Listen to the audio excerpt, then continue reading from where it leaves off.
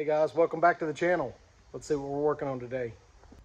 All right guys, got this JKU, got this in customer supplied 4.5-inch AEV lift kit.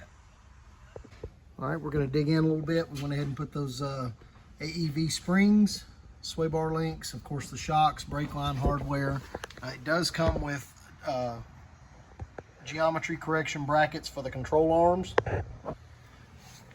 It has an Old Man MU steering stabilizer, front track bar bracket set up. We did opt for the flip steer drag link on the front, so we makes that steering a little bit more parallel to the tie rods. In the rear, it's more of the same. It's got the Bilstein 5100 shocks. It's got those AEV springs.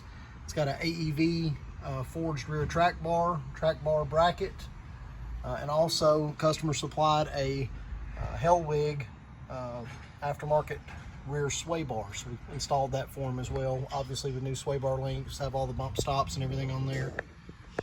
Pretty nice setup. Customer's running a 35-inch by 1150 Falcon Wild Peak tire on a stock wheel. So because of that, using that offset or lack of offset wheel, we ended up doing a set of 1.5-inch wheel spacers to kick the wheels out just past the edge of the fender. Kind of widens that stance a little bit since we're going taller with that 4.5-inch lift. We want to maintain our center of gravity as low as we can, and the wider we go, the more stable that will be as we go tall. So nice setup, nice clean Jeep, not overbuilt. Customer should be really happy with it. All right guys, while we had it in the shop, customer asked if we'd go ahead and install his supplied S-Pod. So we did that. Again, this setup's made directly for a JK. As you can see, the bracket's ready to go. Very simple and easy to wire, hot in the ground, dedicated to the battery. The new generation S-Pod actually has a brain inside it, works off of voltage, and determines you know, the amount of time that the unit's been on, any voltage drop, and it'll actually send the inside unit, it'll put it to sleep, so it doesn't have to have that triggered hot wire. So we've got, the only one option we've got on it right now is rock lights. I'm going to go ahead and put those on switch 1. We'll take a look at the touch panel, and then we'll look at the rock lights. All right, guys, coming into the interior. Normally I put the switch panels right here, but this being a Rubicon, it's got the sway bar and the axle locker location here, so I didn't want to get into that. So I ended up putting it down in front of the shifter. It's very clear, you know, obviously 99 out of 100 times when you're operating it, the shifter's in drive. But it's still easy to get to. This is a touch screen, so you just touch it to wake it up.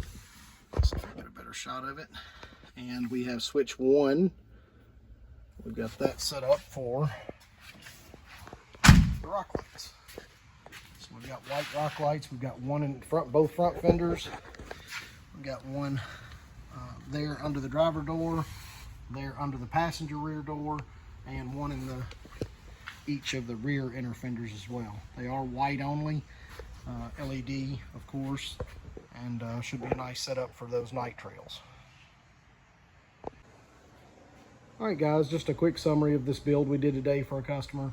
Again, this is a 4.5-inch AEV lift.